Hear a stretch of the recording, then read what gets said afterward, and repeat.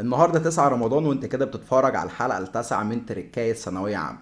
خد بالك مش اي تل وانتل تشوفها عندك في نص الجملة بتاعتك، فساعتها حضرتك تحط قبلها ماضي بسيط منفي وتحط بعدها ماضي تام.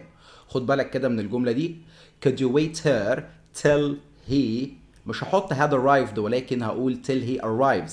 لو الجملة بتاعتك بدأت بكود فساعتها till وانتل الناحية التانية هتحتاج بعدها مضارع بسيط، وكمان مع الروابط الزمنية بتاعتك لو انا عندي مستقبل فسيادتك برضه هتحط مع till وانتل يا مضارع بسيط يا تحط معاها مضارع تام.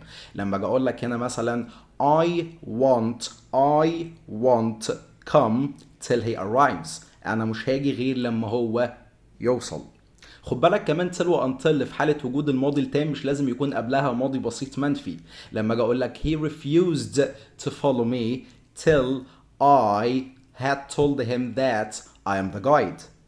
refused هنا فادت النفي عندك في الجملة، ولكن من الممكن استخدام قبلها ماضي بسيط بقى منفي بتاعنا عادي جدا. لما اجي اقول لك هنا I didn't finish my work till he had told me his secret.